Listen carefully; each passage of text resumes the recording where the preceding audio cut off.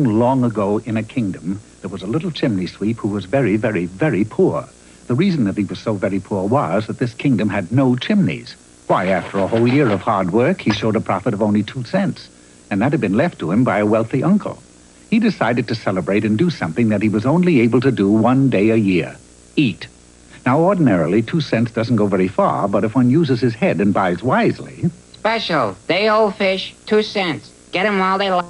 Hey, you want to buy a bag of oysters? No. Sack of shrimps? No. Carton of crabs? No. Ask me if I want to buy a day-old fish. Hey, you want to buy a day-old fish? No, but that's all I can afford, so give me a fresh old one. Sorry, I just sold the last one, but I'm going to give you a 7-day-old fish. Here. With that, an overpowering aroma filled the shop, and the little chimney sweep reeled dizzily and said, What's that odor? What you talk? I don't smell nothing. Now, the young man was hungry, but not that hungry. In 4 quick strides, he reached the doorway, but the fishmonger waved the fish at him and stopped him colder than a mackerel, a 7-day-old mackerel. When he came to, the fishmonger had a strange look in his eye, and he was saying, Hey, kid, this is a magic fish. It has lots of power. Oh, boy. Keep it with you, and you're gonna have a good luck. How much does it cost? Nothing. Just to get it out of the shop.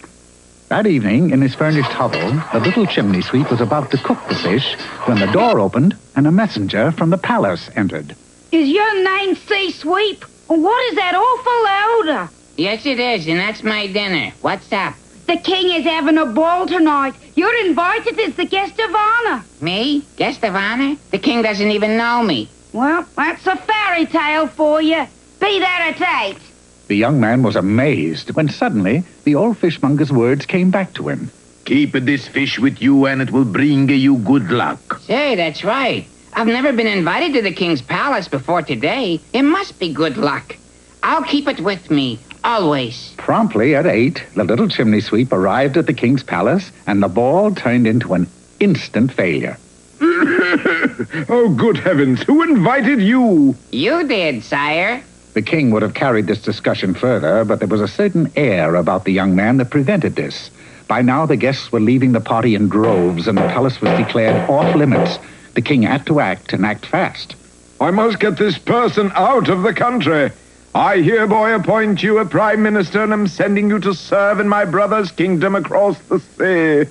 Early the next morning, one of the king's fastest ships sailed out of the harbor. Aboard were 16 cats, droves of seagulls, and 1 passenger, the little chimney sweep with an 8-day-old fish.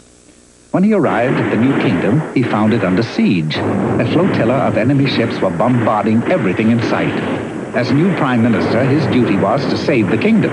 Not having a sword, he drew his now 2-week-old fish and boarded the enemy flagship. Stop this bombardment! Have you no sense of decency? The attacking force had no sense of decency, but it was clear that they had a most acute sense of smell for...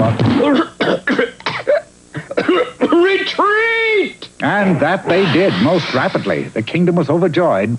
Now I shall come ashore and minister primes for you. No, no. As prime minister, your first job is to return to my brother's kingdom and deliver a birthday present to him. Present? What is it? You. So, once again, he crossed the sea. However, halfway home, he encountered a raging storm, during which a terrible thing happened. His enchanted fish was washed overboard. Good heavens! My good luck is gone. With that, his ship was smashed to bits by a gigantic wave, and he was cast into the boiling sea. Weeks later, tattered and weak from hunger, the little chimney sweep staggered onto the sandy shores of his home, and who should be on the beach but the king, who was celebrating his birthday by having a weenie bake.